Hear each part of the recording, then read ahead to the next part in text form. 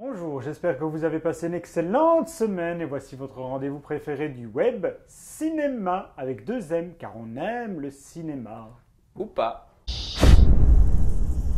Retour sur Cannes cette semaine avec au programme Xenia, When Animals Dreams et Whiplash. Je me demande pourquoi est-ce que nous faisons cinéma toutes les semaines alors qu'il suffit de regarder les émissions de Cannes, parce que à chaque semaine on parle de Cannes.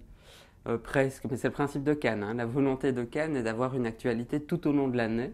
Et ils revendiquent que leur programmation est celle des films qui marqueront l'année qui va suivre. Xenia nous confronte à une odyssée moderne où deux frères partent à la recherche de leur père suite au décès de leur mère. Qu'as-tu pensé de ce film?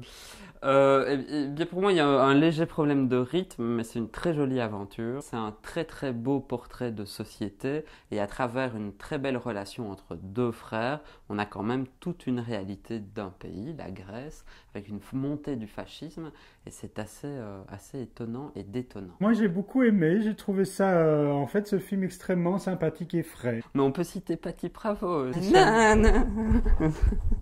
Mais qui connaît Patty Pravo? Et pour qui ne la connaît pas, eh bien, on l'aperçoit. Et alors, il y a beaucoup de sucettes aussi, on suce beaucoup dans le film.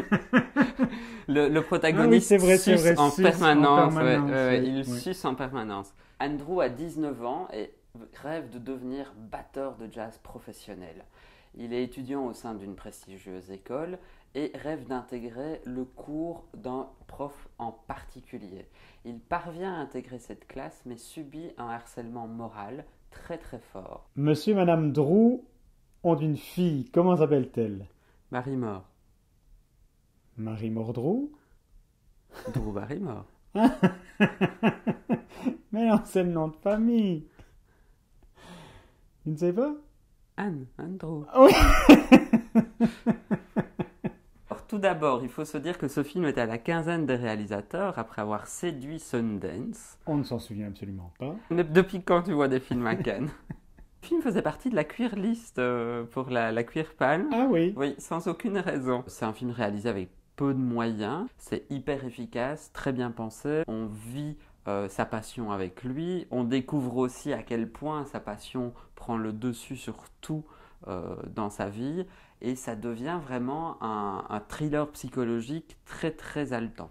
Dans un petit village côtier au Danemark, Marie se découvre tout à fait différente. Peu à peu, son corps se transforme et il semblerait qu'un loup-garou sommeille en elle. On avait du harcèlement moral de la part d'un professeur sur son étudiant dans Whiplash. Ici, on a un harcèlement moral de la part de l'ensemble d'un village par rapport à une jeune fille. Pourquoi se fait-elle harceler par tout un village? Eh bien, c'est tout le questionnement qu'on découvre en même temps qu'elle. Et c'est très riche de voir la manière dont cette découverte se met en place, dont la transformation en fait se met en place. Nous sommes dans un premier film danois. Voilà, avec une vraie atmosphère réaliste et en même temps surréaliste. Et ce film était à Cannes également? Oui, à la semaine de la critique. Donc là, nous avons fait un balayage complet, ou presque. Voilà, on va rester là pour cette semaine. 3 films, Nicolas, que tu as aimés.